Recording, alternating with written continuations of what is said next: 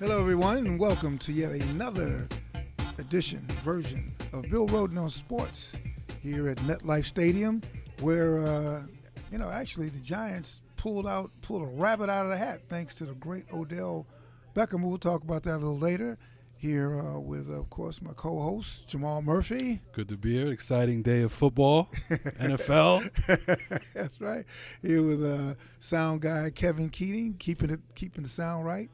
And Raisa Kelly making us look good and recording everything fit to record. So we're all here as one happy family. So it's interesting. So, of course, today, when we were plotting out the day, we were thinking, well, of course, the big story is out in Buffalo. No offense, Raisa, who's from Buffalo. Never is a big day in Buffalo. But Right. she's from Rochester. Now she's from Rochester. But so we thought, Colin Kaepernick was going to be starting for the first time, and we thought, oh man, this is going to be, that's going to be the lead. And I mean, it was, but they got destroyed, man. I mean, they lost 45-16. Ouch. And his numbers were okay. I mean, he hadn't started since 2015. Right. His numbers okay, right? Yeah, he was 12 for 20, 13 for 29. 187 yards, a touchdown. He also rushed for 66 yards. First half was much better for the whole team. I mean, they were in the game. It was a game for the first half. Right. I think he started off like 8 for 11 or something like that. So he adrenaline. No. He scored He's rusty. Yeah, he's real rusty. And then when he scored the one touchdown, this Twitter world was going, wow, one for the revolution. Exactly. And, blah, blah, blah, blah. There were some Twitter beefs out there. You know that's what right. I saw Gottlieb from CBS and Bomani from ESPN. Little tension in the room, in the Twitter room. Right. Kaepernick. The Kaepernick issue seems to really touch people on both sides. Yeah, well, people. I think even you had some. Well, we talked about it, and we'll get to that later on in another segment. That a couple of people had things to say about it. But interestingly enough, things got back to football. Right. Tyrod Taylor had a sensational game. He Yeah. kind of put the revolution on the He show. Because who's about the police to the your boy, right? LaShawn McCoy, shady McCoy. He was very shady. His actions were shady. He said he reportedly invited about 20 policemen to the game beforehand. He said it was planned before he knew Kaepernick was going to start, but it was a big coincidence. So he tried to put the pressure on Kaepernick and the movement, and he showed up. But he did show up. He showed up. And you mentioned before a lot of that probably had to do with he was facing his old nemesis, Chip Kelly. I mean, right. I think that was a big thing. He just wanted to shove it down Chip Kelly's throat. But you know what? It doesn't matter if he scored 1 million touchdowns. Chip Kelly is still, That's true. He's still there, and he's going to get another job when he gets fired from San Francisco. But but actually, the big story was really right here. Right here, man. Giants win. It was a record-setting day for Eli Manning, but Odell Beckham, man, crazy but entertaining. Odell Beckham came through, man. This guy. He came. Football. He came through all right. He had 8 catches for 222 yards. Okay, and that's the biggest game I can remember seeing. Julio Jones had 300 receiving yards a couple weeks ago, but besides that, you're not going to see too much of that. So, but the game winner. I mean, the game winner. Yeah, I forgot about that. 66-yard game winner. 66-yard slant. Yeah. Game winner. Like Eli said in the press conference, he hit him in stride a couple times. Good for Eli, finally hitting people in stride, and it can go a long way with that. I mean, people have been waiting for this Odell Beckham to show up. He showed up in a big way. I mean, 222 yards, man. Come on. It's big. And I actually asked him, I know for all the Giants fans, when he finally showered and came after about an hour, I asked him, did he think this team was finally hitting a stride? And he gave an interesting answer. You want to finally be hitting his stride? I think we're on the way. It's just a matter, this is only one game. You got to go out next week and, do the same thing. And that's the only way you're going to be able to tell if you're hitting the stride. We got a tough challenge next week in London against the Rams. They're a good team. And should be a fun opportunity, Twickenham Stadium. I'm looking forward to everything that comes with it. Odell, after all the analysis of your play and some of the antics that was going on the first month, having a game like today, over 200 yards and a couple of scores, do you think you made a statement now that it's really all about football? I don't know. I go out there and I'm going to play the same way every time. I don't think I played any different besides me being injured. You know, it was the same passion. I just tried to. I think because I was hurt, I couldn't express it as much as I wanted to. You know, I couldn't even yell to my coach and tell him something. It just, like I said, God's good. And somebody else asked him, because, you know, so much of his career, his early young career, like he said, he's only 23, has been so much, you know, just bizarre stuff. Kissing the net. In fact, he's still doing it. Yeah, he hugged. He made love to the net. He made love to, and actually, we have a cut where I think Gary Myers of the Daily News asked him about what was that about, and so Odell went to a whole thing about how he actually proposed. Well, listen, this is what he said about his relationship to the net. You know, our relationship's growing. I thought we might as well make it serious. I proposed. She said yes. So, you know, me and the net are gonna get married sometime soon. You know, just hopefully it all works out. I'm 23. I don't know much about marriage, but she seems like a pretty good gal. You'll have interesting looking children. Yeah, they'll be nice, blonde nettish. Yeah. So that was very sweet. It was very sweet, bizarre though. I mean, his brother's bizarre. With a straight face, he was saying all that. Yeah, I was waiting for the laughs. Okay, you just wait for the laughs. Yeah, maybe he's serious. Maybe the first human being to get married to a net. Exactly. A kicking net. I mean, people have their little fetishes. Fetishes. Yeah. Ask Rex Ryan. Yeah, that's right. His was a feet. Right. He's a foot fetish. Some people like the net. I might take a net over feet, personally. Jamal. That's another podcast. I'm sorry. Yeah, I can't get it. Well, no. But yeah, no. So no, he's bizarre. But hopefully, maybe one day we'll get Odell on the show and he can kind of explain his thing. But you know, he's a hell of a receiver. And you know, as we saw today in the locker room, he's a superstar. He was the only show in the locker room. Right. He takes over the middle of the locker room. I know. We have some footage of that. We'll probably show you.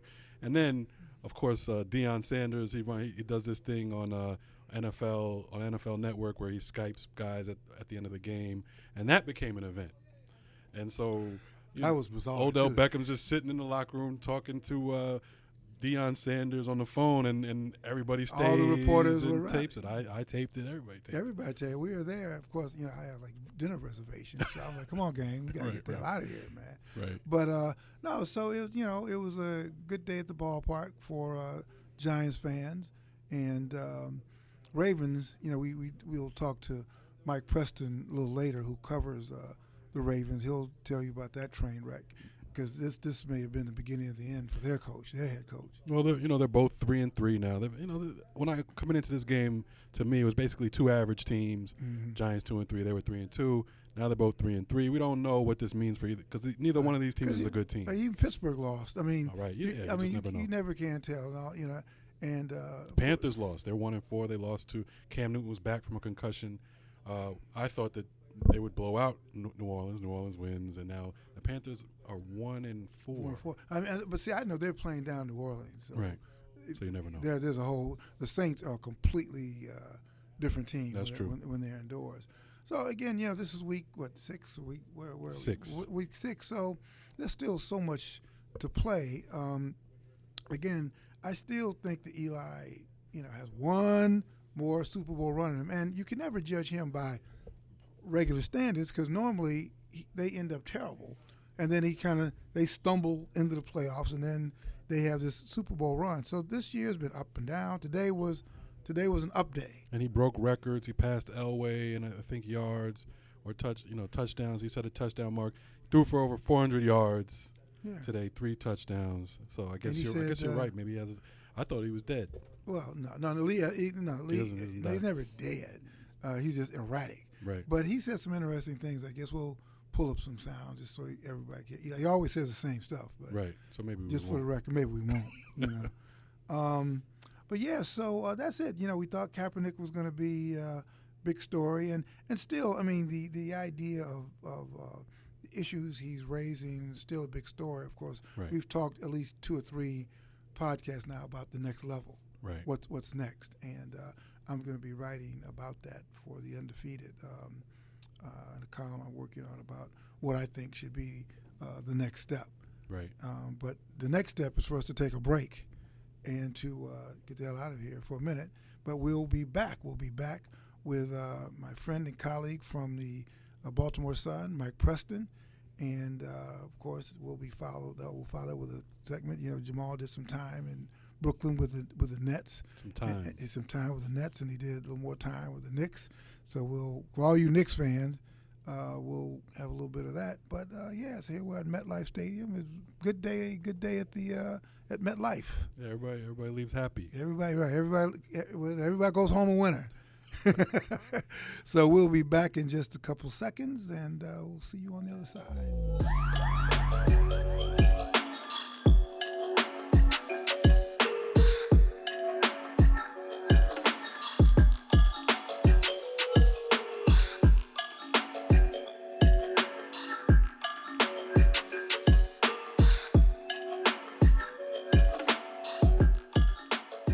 Hello, everybody, and welcome back to Bill Rhoden On Sports.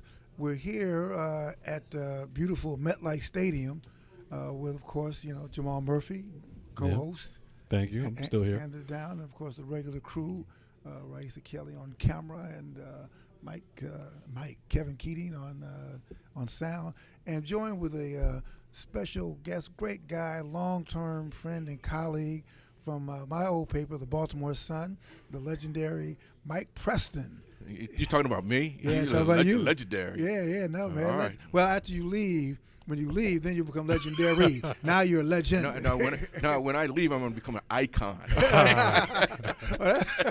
going to take it up to another level. An icon. The iconic Mike Preston. Man, Mike Preston is, look, we've been knowing each other forever. He's been at the Baltimore Sun almost as long as I was at the Times. He joined the first of all, he's from Baltimore, which I didn't realize. Many years I knew this. He was just telling me, I didn't know he was from Baltimore, but you were in Baltimore. You went to Kenwood High, then you went to Towson, and I also didn't know not only you were on the football team at Towson, but you were the captain of the football team, which, he made it a point to tell me he was the captain of the football team. As you should. 3-year starter. Yeah, you got to tell people you're a captain. Yeah, that's a big deal. You know what I mean? If you don't want to tell people that, you shouldn't have played, but it's an honor to be a captain. Right. Yeah. A true leader. You were elected captain, right? Right. You weren't appointed captain.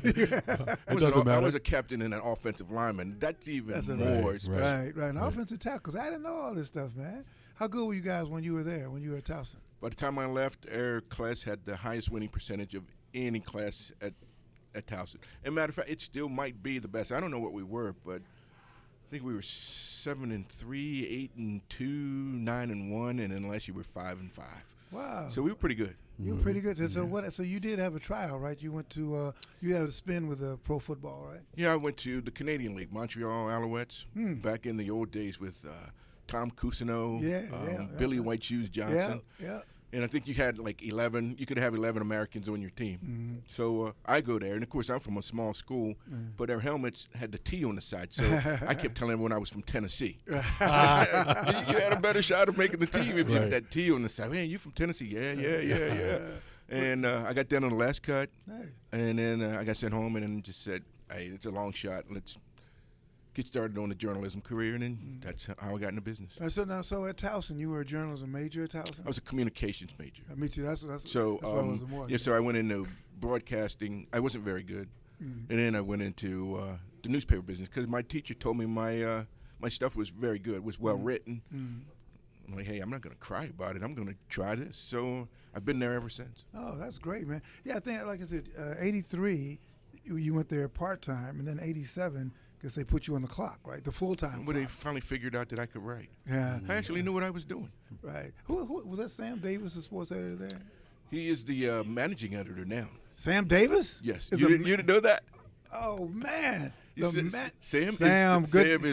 Sam is the man. Boy. And he started out like I did as a clerk. Exactly. And, that's when I knew him. 1 year before me. And then he just worked his way up. And he was the sports editor. Then he became the assistant managing editor. And now Sam is the guy. Man, that is one of the most incredible stories. Because you're right. When I was there from, I think, 78 to 82. And I think at that time, Sam may have joined late, but he was like a clerk, not a clerk, but, whatever the position is when you're, you gopher. Yeah, gopher. I didn't want to say that. Yeah, but then as a managing editor, that's remarkable. He's from Baltimore too, right? Mm-hmm. Carver High School. Wow, man. That's a great thing. It's a wonderful thing, and kind of particularly in our business, particularly in sports, man. Because I keep telling people when you go to these press boxes, there are not a lot of black folks in these press boxes. And especially when we started out. Oh. Yeah, it was they're almost non-existent. And most of the African Americans who started out, I don't know where you started, but we all had to start covering high schools. It's not like, oh, you guys can't cover anything else but high schools. You have to start out at the bottom. Right. And we did, because that was the way to get your foot in the business and work your way up. And Sam was a year ahead of me, but Sam wasn't a very good writer, and he'll tell you that. And now, he's had to been there for a long time to say the managing editor couldn't write. Oh, heck yeah, man! Every editor thinks they can write. Right. So why do y'all think you became editors? Now I know people. Why am I going to say that? But that's true though, and he knows that. And I was like biting right on his butt of taking that position, that writing position, and he just said, "Hey, no, let's make room for him. I'll win into management." And he's been my boss, and we're very good friends all the way through, and doing well. And I've had my own share of success. So we're two of the guys that can actually that stayed in their hometown, worked for the local newspaper, and finishing pretty well. That's great, man. That's really a great story. Let's talk about the dismal news first. I mean, the Ravens. Yeah, you've actually been covering the Ravens for how long? Ever since they came to Baltimore. Actually, I covered them the last year they were in Cleveland.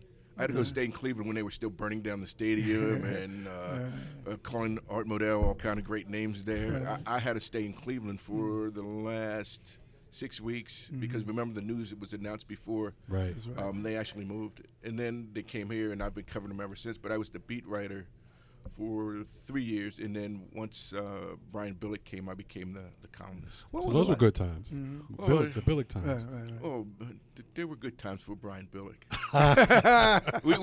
we had our things going, man. Okay. And you're a columnist.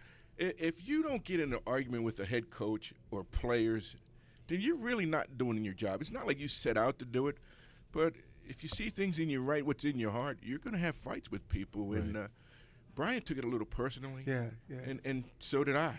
Right. If he jumped me, and jump back. I'm from Baltimore, man. Right. We like to fight. Now you from East or West Baltimore? I'm from East Baltimore. East Baltimore. I'm an Essex kid out there, and that tough part of the town. But we like to fight. Right, but you didn't go to Dunbar though. You skipped over that. Skipped over that part of East Baltimore. Yeah, that's a great school. What was Kenwood?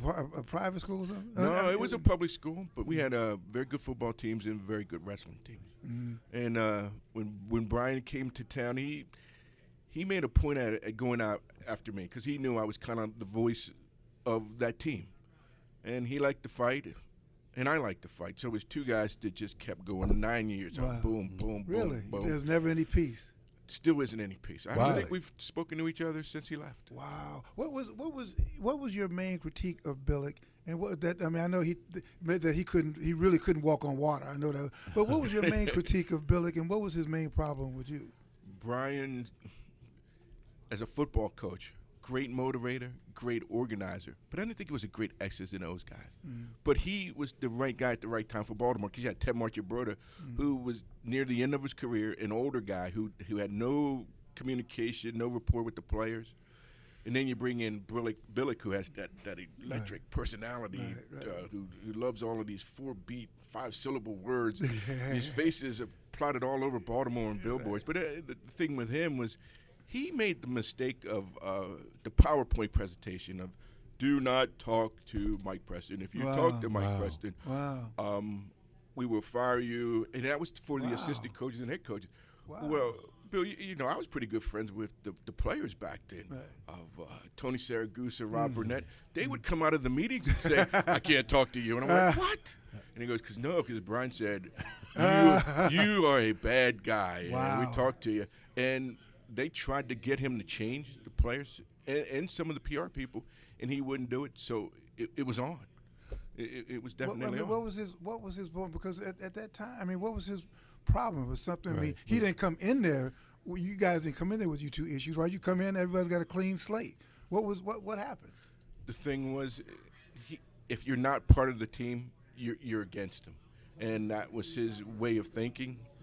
And he was very popular in that town. I mean, and everyone loved Brian Billick, especially for the first 8 years. Right. And then here I go, and I'm the guy who kind of takes him on. And there are problems. And the biggest problem, and I told him about this, I said, Brian, you're going to keep doing that, but what you don't understand is 90% of your team is African-American, and you're putting my face up there every day. So you're putting that African-American face up there every day, telling them not to talk to me. You think that's not going to come back and bite you? Well, what did he say to that? And he just, we'll see what happens. And we did. We did. And it turned. It just kind of turned because I've been in a locker room. I know about players and what's going on there. So that was fine. That was just the way it went down. Just as and we want to talk about these Ravens with Harbaugh, but just as a matter of coverage, as a journalism course, how do you deal with that when you are the beat writer, then you become a columnist?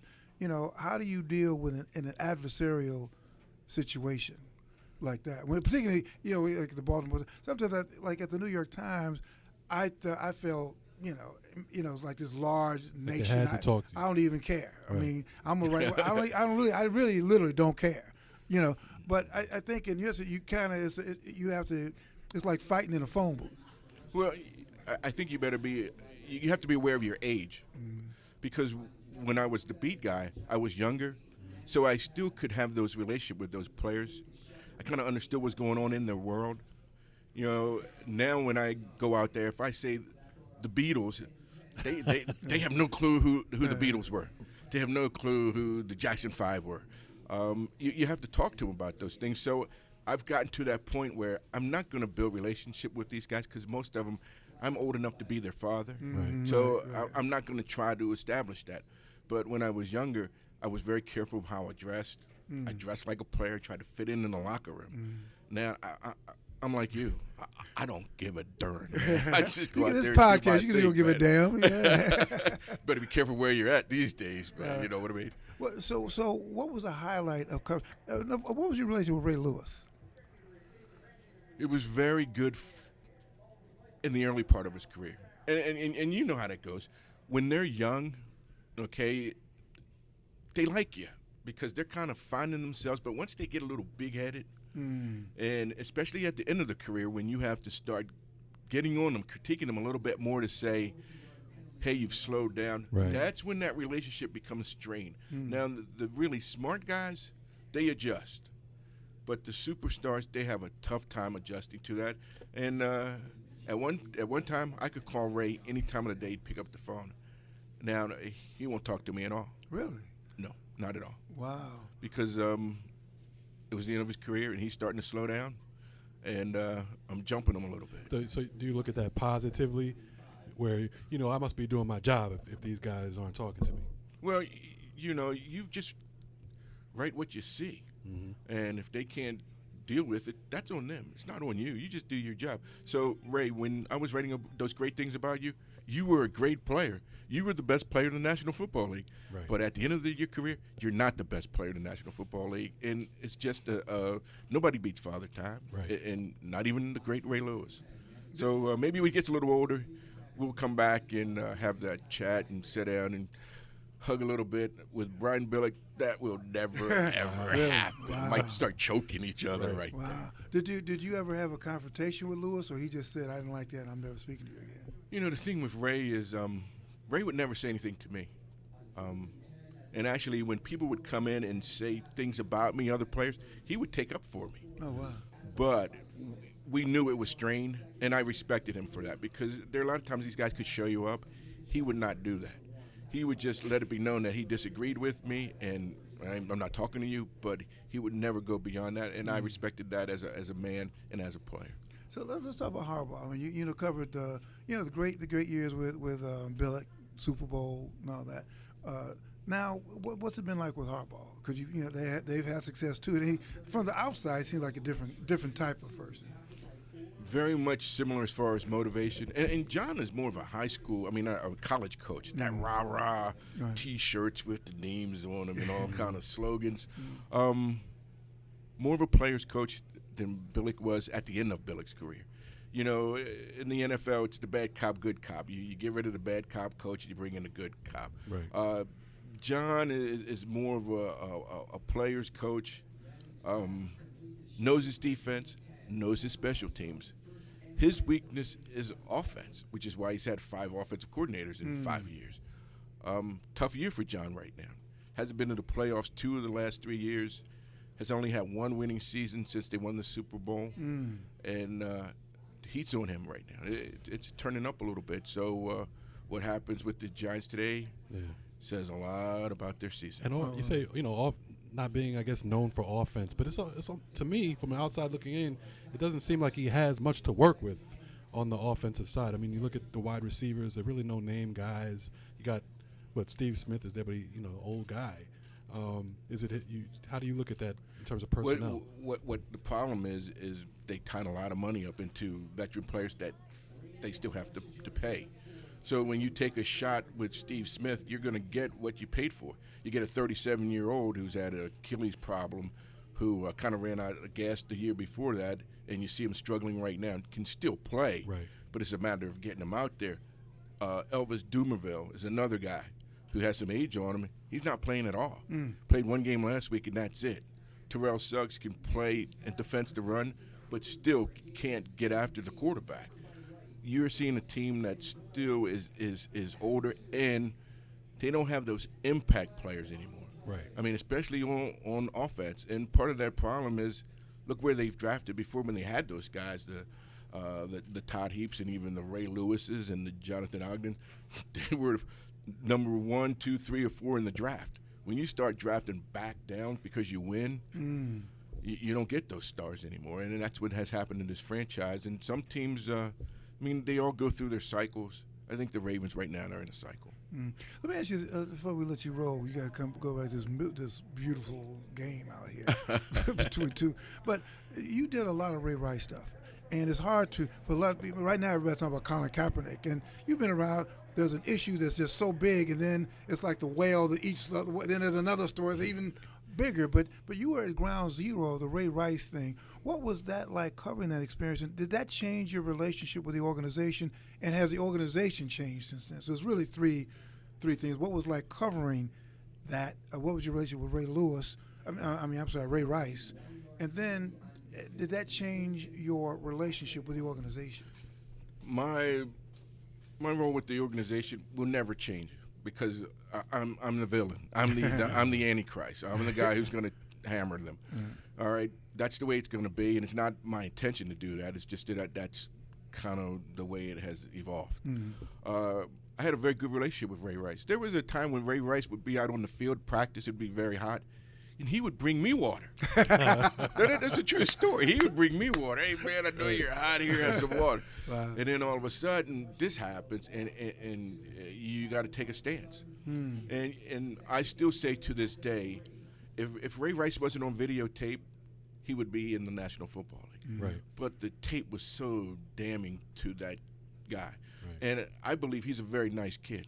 I think he's a really good person, but a young guy who got caught up in alcohol, and it kind of took over for that brief time, and that's the end of their career. And what I say to Ray right now is what I teach my kids. It's all about consequences, man. You make a mistake, whatever you do, there are consequences for it. Well, you made that mistake, and the consequences are you're never going to play in the National Football League again. Now, what are you going to do? Are you going to cry? You're going to curl up like a little baby? Or are you going to go out and say, hey, I'm going to turn this into something positive where I can go out and help other people? And he's actually done that. Right. But unless he goes to Canada, he's been out of the league 2-3 years, and the last year he played wasn't very good either way. So I think he's done.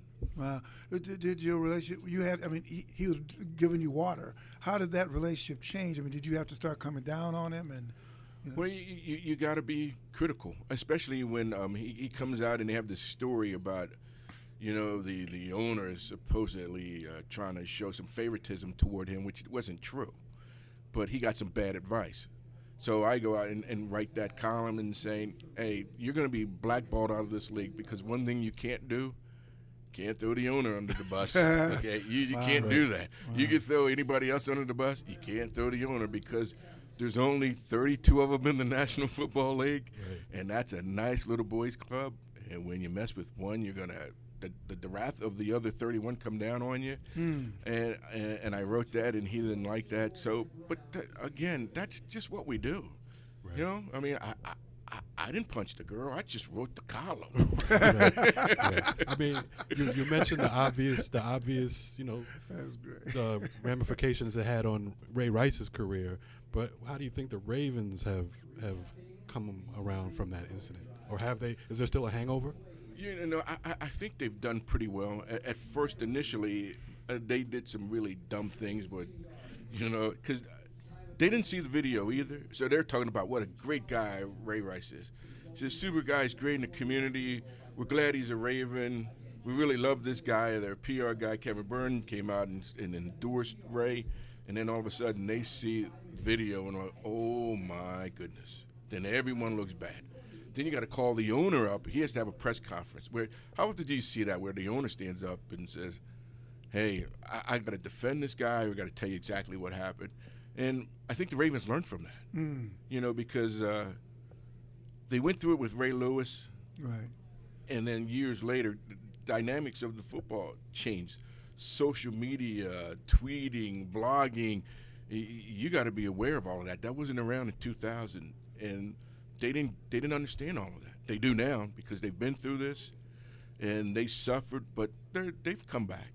And the best thing about it is when you win, people forget. That's right. People forget fast. Right. Lastly, so now Kaepernick. I mean, that's the whale that ate the smaller whale. Now it's been Kaepernick. He's starting today. This is his first time. Just personally, as a former athlete and all that. As a black man, what do you think of the whole Kaepernick thing? Then I'll ask you just what you've written as a columnist. But I understand what he was doing. I agree with the position he took, but I'm not using the National Football League as that platform. Not at the National Anthem. I think there are other ways he could have done it that wouldn't have been as disrespectful as I see it. But he wanted that. That's what he desired to do.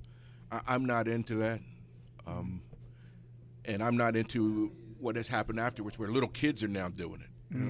What do you know about what's going on out here? Right. I've seen kids 13, 14 years old. Hey, they're not standing up. Why? You don't even know what you're doing. You're just doing it because you saw someone in the National Football League do it. I have a problem with that. I kind of like what the Chiefs owner said. It's my team, my stage. Hey, I pay you.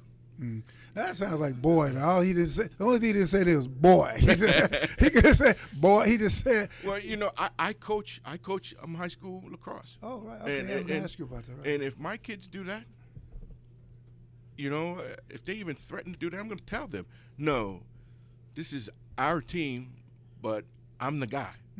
These are my rules, and you're going to abide by my rules. And if you don't, then you just got to go. Now these are white kids, black kids on your team? Rich white kids. What the hell? These are black kids. These are black kids. These are all African American kids. Wow. Okay. What school? Newtown High School. Newtown High School in Owings Mills. Oh wow. Okay. I've been there for 7 years. And let me tell you something, Bill. Coach. Bill, let me tell you something. My God. When I first went to that school, they had not won a lacrosse game in 3 years. They don't want a lacrosse game in 3 years because they have no JV. And all these people kept telling me, you're crazy. Black kids don't play lacrosse. You're not going to win anything. And I'm like, one, I don't care about that. I'm trying to teach them to be men. But two, are you out of your mind? So 3 years later, we win the championship. Oh, my God. And all these people are flipping out. Did you play lacrosse? Never. So how did you? Was it YouTube? No, man. Hey, this is Baltimore, right? That's what we're known for. Right. Well, because remember when I went to Morgan had that famous team about maybe my senior year where they had all the football players start playing lacrosse, and that's when they kind of broke through. I think that Morgan became like the only HBCU that was like in the top 5. because they had all these crazy football players, Stanley, Cherry, and all these guys playing They lacrosse. do great, yeah. But Baltimore was interesting. They had it in the public school system. It was almost like an outlier that for some reason they had lacrosse in public schools. All these guys from Cherry Hill and what was the school on Edmondson Avenue? I mean, those public schools had these really good lacrosse teams. But you never played though. No, Cherry Hill, Forest Park, Yeah. Edmondson. No, I just went out, and that's how I got on the payroll. Was some people didn't want to cover lacrosse. What are you, crazy? Interesting enough, how I got on the payroll was Morgan State Yeah. and Bowie in Western Maryland. At one point, had the 3 worst football teams in the country. Each week, After I left. yeah, depending on who had to buy. Right. They had the longest streak, and no one wanted to cover them. That's right. You know, like you're out of your mind. I'll go cover this. And my boss goes, "Hey, you're doing pretty well here." And I'm sitting back there for 5 years, being the gopher, and what are you, out of your mind? I played football, covered football, and that's how I got on the payroll. So no, I'm very active in the community as far as working with kids. You know, I come from a poor background, so I'm always going to go back and give. That's just the way I am. That's great, man. I didn't know about the. I saw the Newtown. You're wearing the Newtown. You're wearing your Newtown lacrosse thing. Yeah, You're the man, Mike. Man, we sit with the man. Wait a minute, and we take donations too because we don't have a lot of money. All right, Newtown. So where is that? In what part of? In Owings Mills, Maryland. I'm 2 miles from the Ravens complex. Do they contribute? Ozzie has been over and talked to our kids. John Harbaugh has come over and talked to our kids. Matt Stover has come over, and Terrell Suggs has come over and talked to our kids. So that's a great thing because, you know something, if you give kids confidence and you give them discipline, you got them. But if you go out there, you don't give them any direction, and they see through that, you can tell them all you want. I mean, and the thing was, I knew I had to give them something because I didn't know all the X's and O's. But if I gave them some discipline, let them have some fun, and brought some of these guys over, and they would say, "Oh, he knows what he's doing," and they believe. I get them to run through the wall right now. They're good kids. Oh man, that's great. My guest, our guest has been the great Mike Preston, columnist extraordinaire for the Baltimore Sun, coach, lacrosse coach extraordinaire for Newtown. Is it Newton or Newtown? Newtown. Newtown High School, Owings Mills, Maryland. Just final question, man. We were talking before, as you said, it stunned you when you read that I had left the Times, and so. But it seems like you still, not that I didn't enjoy what I was doing. It was just time to move to another arena. But you still seem like you love what you're doing after all these years. But you got to have a passion for it. But you know, it's people talk about Sam Lacey. He was one of the forerunners. He was my mentor at the Afro. But guys like you were out there, who at the Sun. I don't know any African Americans who came after you who were sports writers, but I knew about you and knew where you were. So when I'm watching TV and they say Bill Rhoden has left, and I'm like, oh my gosh, another institution has gone. And then you tell me you're still in it, which makes me happy because you're still involved. You're still doing what you love to do. So you got to have a passion, man. And anything you do, if you have a passion, you'll put in the work. If you don't, it gets boring. It gets old. Man, I'll leave you with this, Bill. I still can't believe I get paid to watch fat men beat each other on Sundays. That's a great living. Right. That's fantastic. No question about it. It is. When you tell kids that, say, man, I'm in South Africa, driving around South Africa at the World Cup. At some point, I'm stopping. I'm like, man, this is amazing. Like, they're paying me. I'm going to fill out an expense report. They're paying me for doing it. Right. Super Bowls and stuff. I mean, I wouldn't do it for free, but when you think of like sort of like a dream, like at the Sun, by the way, I was a jazz critic at the Baltimore Sun. I was a jazz critic, but it was the same thing. I was like at concerts. I loved the music. I was doing, and I'm like, this career is just a phenomenal. Right. It's just a phenomenal career. So listen, man, we're gonna let you roll. I know you got to watch these guys try to play football, but I must tell you, man, all the years I've known you, you are one of the most solid guys. One of the most solid guys I've ever known. Well, thank you. I mean, you're just solid as the day. Everything you said here is just about following the truth where it leads. It ain't black, it ain't white. It's the truth. You're wrong. I call it out. You're right. I say you're right. That's just a remarkable.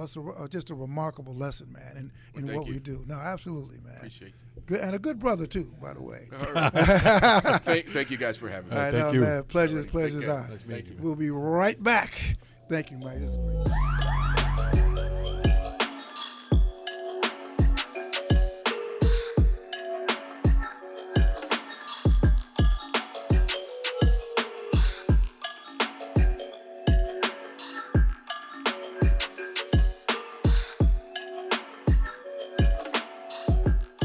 We're here. Welcome back, MetLife Stadium. We're looking at a scintillating Giants, Ravens game. But I want to ask Jamal. I mean, the basketball season is right around the corner, and Jamal took the initiative to go out to Brooklyn. You live in Brooklyn, but it wasn't bad. 10 minutes. He went to Barclay to check out the Nets, and you also went and checked out the Knicks. Yeah. So let's get a little mini. We always have to mention Knicks because we have a lot of. We're trying to build up we're trying to get to that 75K mark, folks. Right. But listen, give me a little, about the Nets, man. Do they still have a franchise? They still have a franchise. They're holding on. Obviously, the Billy King era kind of hurt them a bit. They're basically starting from scratch now, and it's an interesting way they did it. They don't have much talent. I mean, their two best players.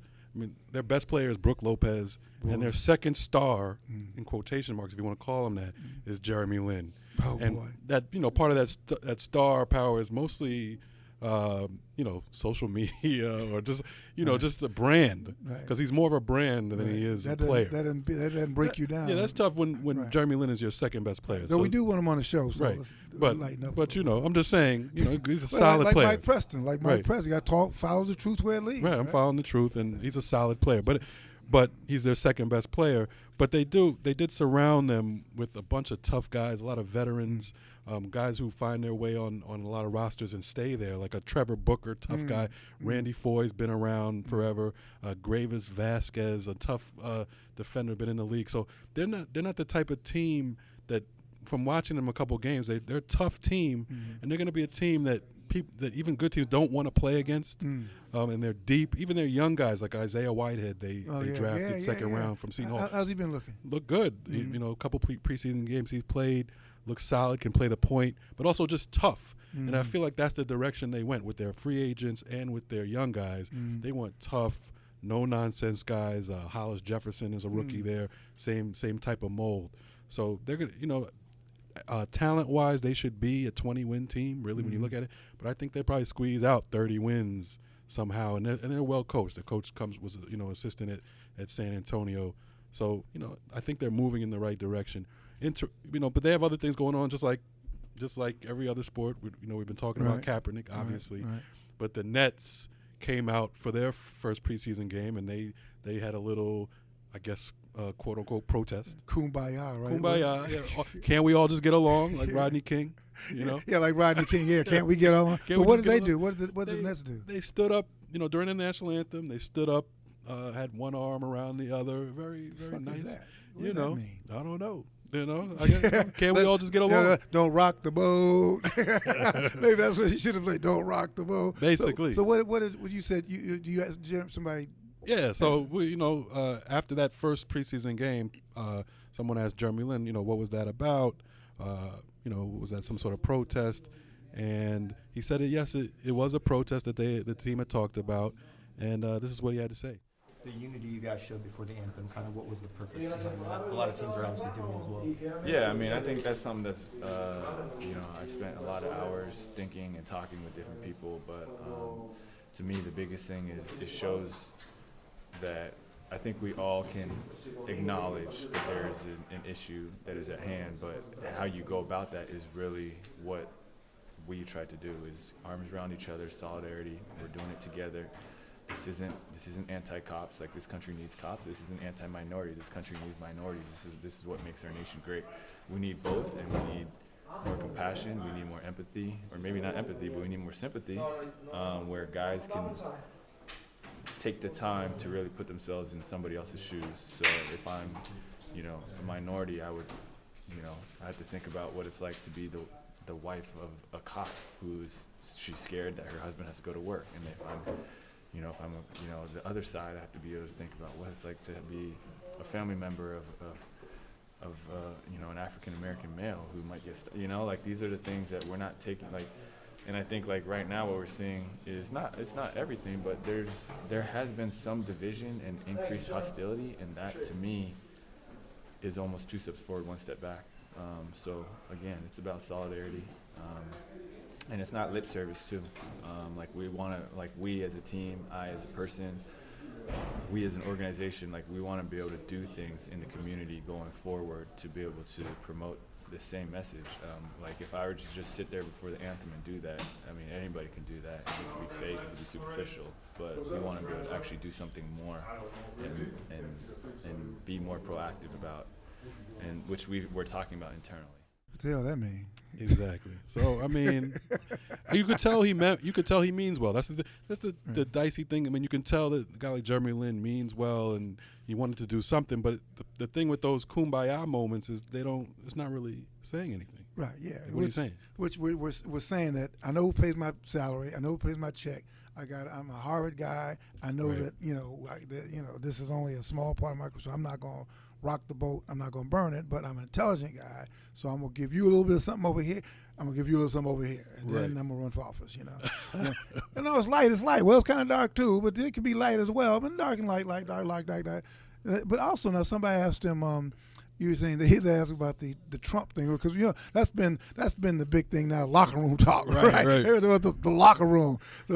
So everybody now who spent any time in the locker room has put Trump as like everybody now dizzy. Wait a minute, man, that ain't my locker room. Yeah, we got to know what's going on in the locker room, like so we can try to go to the source. Right. So someone asked Jeremy Lin, did you hear Donald Trump's statement about locker room talk? And he kind of didn't want to go there, but he had an interesting answer, and this was it. Wait, I mean, if you're asking me what he said, that's extremely vulgar. That's not something that's commonly said. Like, I mean, that's pretty, disrespectful to women, and that's definitely not a common thing. Like, we're not walking around in locker rooms. Everyone's talking like that. Trust me. I've been in a lot of locker rooms, and so whatever. I'm not gonna get too much into it, but. Obviously, do I agree in any way with what he said? Not at all. So he is another player who says that Donald Trump's definition of locker room talk, wherever he got that, Lin says not in any locker room he's been in. Right. I think our sound guy, Kevin Keating, came up with a good idea. We should really do a skit. Well, now, we don't do skits on Bill Rhoden On Sports, but we should do something. We should ask a few people about locker room talk. Yeah, what's locker room talk to you? What does locker room talk to you mean? Right. In the locker room. Yeah, in the locker room. We'll be in the locker room, and Raisa will shoot it. And we'll say, we're in the locker room here, and we should have big throwing like shoes and stuff like that. Locker room talk is really just hip hop, a future, and music, hip hop music in the locker room. That's locker room talk. Locker room talk. Which some right wing people won't like that. So I'm sorry to tell you about that. Unless they win the election. Exactly. But now you also went to the other side. You went to Midtown. You went to Madison Garden and you talked to the Knicks, right? Right. And that's a whole different story, right? So the Knicks have high hopes. The fans are, we Joakim Noah's in town. Delusional. Kristaps Porzingis' second year. Derrick Rose in California, who's hasn't been playing the last couple preseason games. He's dealing with his civil rape case in L.A., and that's supposed to wrap up pretty soon. From all accounts, doesn't look like Jane Doe, the plaintiff, story is all that tight. They see, doesn't seem that she's all that credible. So that's what the rumors are coming back. That's what's being reported from that case. Mm-hmm. So, but we'll see what happens. Right. But like I said, it's a civil case, so it's about money at this point. Right. But bottom line, if the Knicks win, it'll be case what? What case? Exactly. What did you do? Exactly. He comes back and plays well. Right. That's what it is. Yeah. So I asked Carmelo Anthony last night. They played the Celtics in the preseason game at the Garden. I asked Carmelo, Derrick Rose has been out for a couple weeks, and I asked him how long he thinks it'll take for them to adjust once he gets back, and this is what he said. Hopefully he'll be back in the next couple of days. Hopefully we want him to play, maybe the final 2 preseason games. But the way that he played, he's been there the first couple of weeks of the training camp, and preseason and things like that. And, he'll come right back in. The way that he plays, he'll come right back in. We will have to adjust to him. the way that he played, the pace that he plays with. I think we'll have to adjust to him more than he will have to kind of adjust to us. We put some things in, but it wasn't nothing drastic that I don't think he wouldn't be able to pick up fast. So Carmelo seems pretty confident. He seemed pretty confident Derrick can just Did you ask jump him back to in. Did you ask him to be on the show? Nah, yeah, I'm trying to ease my Come way on, into that. come on, I Jamal. try to play it cool, Yeah, right. Once we get real cool, I'll be like, come on the You show. got to get him a big bottle of wine. I mean, apparently it's a That's wine true. kind of, although, That's what true. kind of wine are we going to give him? Right. And I don't know if I should walk in the locker room With and a give him a bottle of big wine. bottle of wine. It might be the last time they let me in there. Yeah, well, just tell him this is Bill Rhoden On Sports, man. We just please, Anyway, speaking of ball, man, we had a great interview with Kenny Anderson. So if you listen to this, that's going to be coming up a little later on. Kenny Anderson, the New York high school legend, Right. had really a fascinating interview with him. Talked about abuse and talked about a lot of stuff that I didn't really, frankly, did not know about. Right. So, we're going to be looking at that down the road, right? Yeah, great conversation, and that'll be up Thursday this week. So definitely check that out. And he was a great guest, very candid. He has a documentary coming out November 12th, Mr. Chibbs. Definitely check that out. And based on what he told us, it sounds like it's going to be a pretty serious documentary. Yeah. And, of course, you could join us next week on Bill Rhoden On Sports. He'll be here with the crew. We'll always I think we're going to have a couple of Olympians coming up. We're going to have an Olympic fencer and an Olympic swimmer coming up, talking Olympics and some other stuff. You just we talk more about what it is. We talk about what it ain't. So anyway, listen, it's been great, and we will see everybody on the other side. Jamal, Kevin, Raisa. See you guys later. God bless.